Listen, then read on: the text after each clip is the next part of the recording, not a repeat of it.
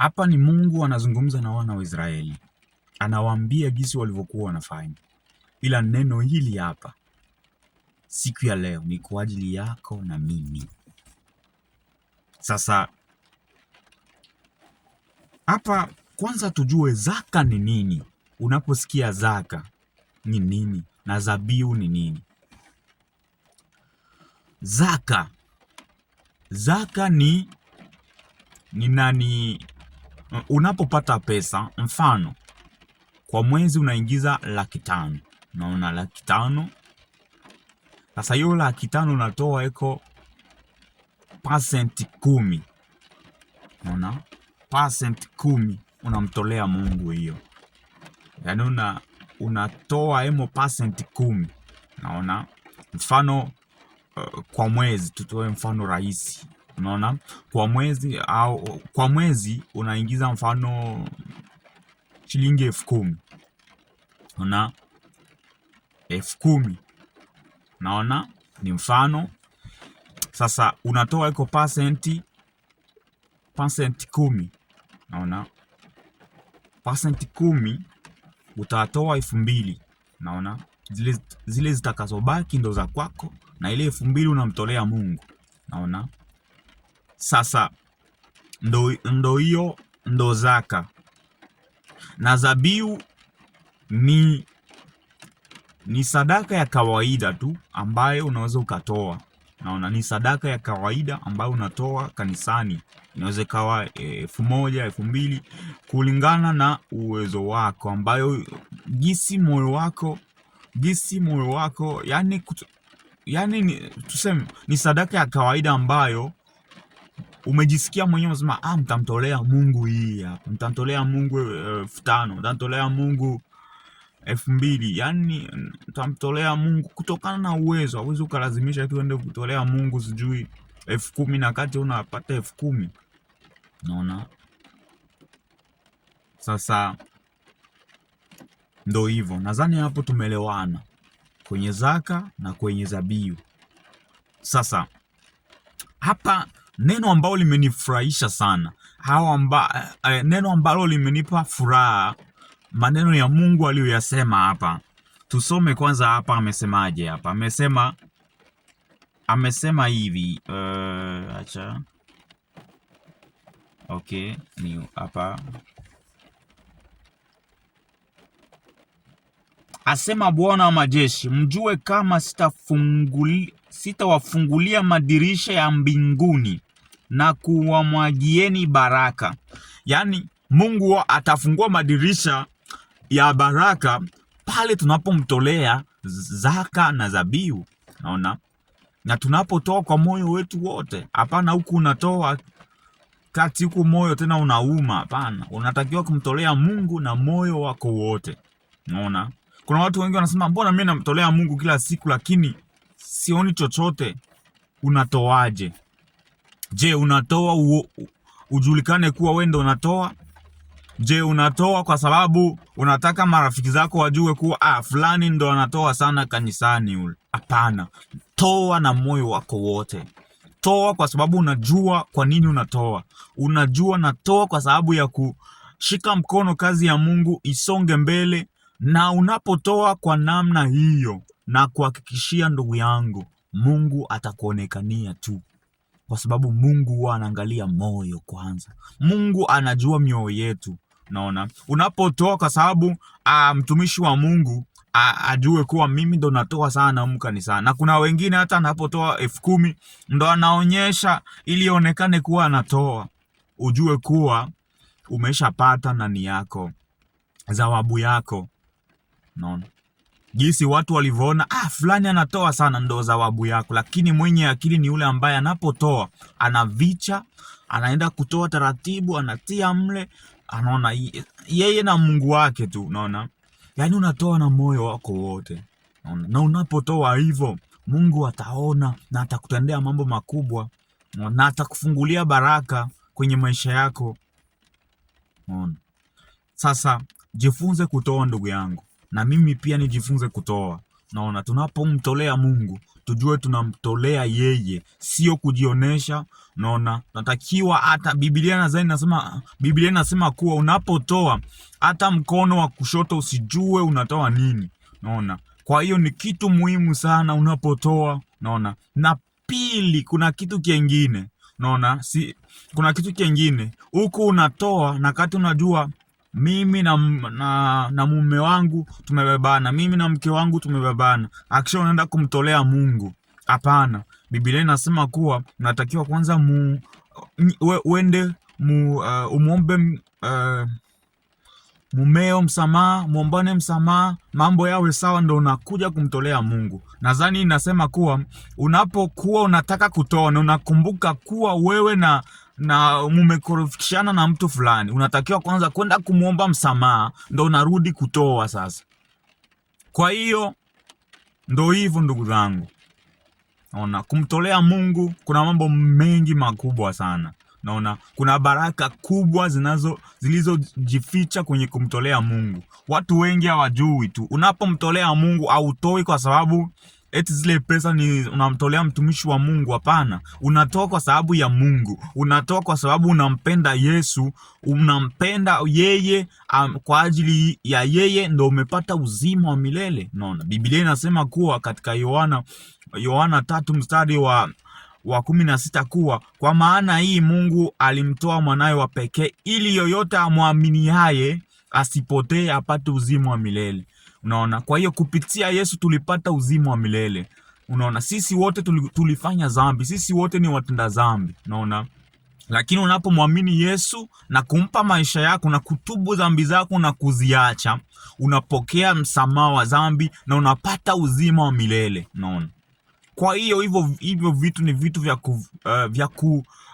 shikamana navyo sana. Shikamana na Yesu. Unaona, sio wewe umempa Yesu maisha yako, unakaa unaenda baa, unalala na wanaume ambao wameshaoa. Unaona, sasa maisha kama hayo achana nayo ndugu yangu. Siku tunazoziishi ni siku za mwisho, na siku moja naona tutaamuka, utakuta watu wamechukuliwa, wamenyakuliwa. Naona itashangaza sana wewe ambaye ulikuwa unaenda kanisani kila siku. Yesu anarudi, Yesu anakuja, watu wananyakuliwa, wewe unabaki. Naona, na kibaya zaidi ndugu yangu, kama ujui si unyakuo ukishakuja, yani Yesu akishanyakua walio kanisa lake, wale watakaobaki hapa watateseka sana. Biblia inasema kutakuja taabu ambayo haijakuwepo toka mwanzo wa dunia. We utaweza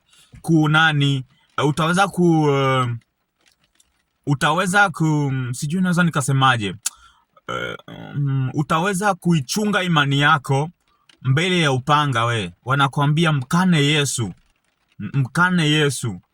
Naona kama ukumkana Yesu tutakukata mkono, tutakukata kichwa. Ni mambo ambayo yatatokea. Naona, na siku ya unyakuo kwanza, naona ni siku ambayo itakuwa siku ya vilio kwa wengine, kwa Wakristo ambao hawataki kuchukulia maisha yao ya Ukristo serious. Wanaona kuwa huku anaenda kanisani nani analala baa. Naona siku moja ndugu yangu nikwambie utalia. Naona, na nikwambie kuwa Biblia inasema kuwa baada ya kifo ni hukumu. Unaona, baada ya kifo ni hukumu. Kifo kikikukumba na wewe bado hujayaweka sawa maisha yako wewe na Yesu, ujue kwako kumekwisha. Wewe tu unasubiri hukumu. Kwa hiyo ni vizuri mtu kama wewe unaishi maisha mazuri yanayompendeza Mungu, unatangaza Injili. Naona, unawaambia watu kumhusu Yesu, wamjue Yesu, kwa maana bila yeye hakutakuwa mtu ambaye ataurithi ufalme wa mbinguni. Unapompokea Yesu, unapokea uzima wa milele na unatubu dhambi zako na unabatizwa. Naona, unabatizwa. Unapobatizwa kwa maji pale vile unampokea Yesu. Naona, kwa hiyo ni vitu ambavyo ni vitu muhimu sana katika maisha kuvichukulia serious. Maisha yako ya Ukristo ni maisha ya kuyachukulia serious ndugu yangu. Wakati ambao tuko nao ni wakati wa mwisho, na wengi watabaki. Wengi wa Kristo wanaojiita wa Kristo watabaki. Unakuta wengi wanakuwa nafuata nani? Unakuta Mkristo anaishi kama yani Mkristo ni Mkristo siku ya Jumapili, lakini siku zote anaishi kama mpagani. Yeye na mpagani hawatofautiani hata kidogo, na hayo sio maisha ndugu yangu. Tunatakiwa tuishi maisha ambayo ya watu wanaponiona mimi, wanapokuona wewe, wanamuona Yesu aliye ndani yako. Naona sio tunaishi maisha ambayo hata watu wanapotuona sisi, watu watamani hata kusikia kumuhusu Mungu, lakini tuishi maisha ambayo yanawafanya watu. Acha nikuambie kitu fulani. Gisi na simkumbuki alikuwa nani, kama Petro ya kama alikuwa Petro, alimkana nani? Alimkana Yesu. Unaona, lakini ule nani, mtu ambaye alimuuliza yale maswali, alimwambia mbona hata kutembea kwako kuna mfanana. Unaona, yani hata Petro alimkana Yesu mara 3, lakini hali yake ambayo alikuwa nayo alijulikana kuwa yeye ni nani. Kwa hiyo tuwe watu kama hao. Unaona, tuwe watu ambao wanampenda Mungu, tuwe watu ambao wanaishi maisha ya utakatifu. Unaona, nyie mnasikia watu wengi mnasema mbona tunasikia kila siku Yesu anakuja na arudi. Sawa, siku moja itafikia tu Yesu anakuja, yuko njiani, anarudi. Na kushauria wewe ndugu yangu na nisikiliza hapo, chukua muda wako kulisoma neno la Mungu, ulijue zaidi. Usikuwe tu Mkristo ambaye siku ya Jumapili unachukua neno la Mungu, unachukua Biblia, unaona, unaanza kulisoma sasa, lakini siku zote haujui hata kichwani mwako au shikilia hata nani andiko fulani kwenye kichwani mwako. Sasa hayo sio maisha. Na kama unakosa Biblia, niandikie hapo kwenye comment, nitakutumia pesa ununue Biblia. Naona ununue Biblia, kwa sababu ni vizuri Mkristo uwe unaishi maisha ambayo yanampendeza Mungu, maisha mazuri. Yesu Kristo anarudi na tutakuwa hamjui furaha ambayo tutakuwa nayo mbinguni. Hakutakuwa tena magonjwa, hakutakuwa tena shida, hakutakuwa tena yani kutakuwa furaha ya ajabu. Na acha nikwambie, hata kifo mimi gisi niko hapa, kifo kikinikuta na mimi niko na Yesu, siku Yesu atakuja, neno la Mungu linasema sisi tuliokufa ndani ya Yesu tutafufuliwa kwanza. Unaona, na wale ambao watakutwa wako hai wale ambao watakutwa wako hai na maisha yao yako sambamba na Yesu Kristo, nao pia watanyakuliwa. Kwa hiyo ndugu yangu, kama maisha yako hayako mambo unayoyafanya sio mazuri, hayaendani hata na Ukristo, tubu dhambi zako, Mungu atakusamehe. Unapotubu dhambi na kuziacha, Mungu atakusamehe dhambi zako ndugu yangu. Na ndo hivyo, ndo kitu ambacho nataka kuambia siku ya leo. Nafikiri tumefundishana kuhusu kutoa. Naona kutoa ni jambo muhimu sana. Naona kutoa ni jambo muhimu sana. Tumefundishana kuhusu zaka, zabihu. Kwa hiyo nadhani umenielewa kwa hilo. Nimeona tu nigusie kuhusu kuja kwa Yesu, kwa sababu mimi kuja kwa Yesu ndo matamanio yangu. Nataka nikifa nife ndani ya Yesu. Yani ndo matamanio yangu. Naishi kwa ajili ya Yesu. Naona, na ndo maana lengo langu ni kulitangaza injili la Bwana duniani kote. Na nampenda Yesu kuliko chochote. Nampenda Yesu kuliko chochote. Na wewe ambaye hauna Biblia, niandikia hapo kwenye comment. Na kama kweli wewe lengo lako ni kutaka kupata Biblia, niandikia hapo kwenye comment, uniambie Biblia inauzishwa ngapi, ili nikutumie pesa ununue Biblia. Na niko tayari kuwasaidia, lakini sina uwezo wa kusaidia watu 10 au watu 7. Na uwezo wa kusaidia watu 2 au 3, wale ambao wana shida zaidi, wale ambao hawana uwezo kabisa wa kujinunulia Biblia. Lakini wewe kama unajua una uwezo wa kujinunulia Biblia, na kuomba tafadhali nunua Biblia, uwe unalisoma neno la Mungu ulijue. Kwa sababu unapojua neno la Mungu, hakutakuwa mtu ambaye atakudanganya. Hata mimi hapa nikikosea utaniambia, mtumishi, hapo umekosea. Kwa sababu unajua neno la Mungu ndani yako na una Roho Mtakatifu. Na utanikosoa na mimi nitaelewa, amenikosoa, alichokisema ni kweli kabisa. Kwa hiyo kitu kizuri ni kulisoma neno la Mungu, kuishi maisha matakatifu, ili siku Yesu akija na wewe miongoni mwa wale ambao watakaonyakuliwa. Itashangaza sana wewe ambaye unajiita Mkristo, Yesu anakuja unabakia. Itashangaza sana. Na wale ambao watakaobakia, ndugu yangu, watapitia wakati mgumu sana. Wakati mgumu. Watakuwa wachache ambao watasimama kidete. Wengi wataogopa kifo na watakubali kutiwa alama ya mnyama. Na ukipata alama ya mnyama, ukiwekwa alama ya mnyama, hauna tena uzima wa milele. Kwa hiyo ndugu yangu,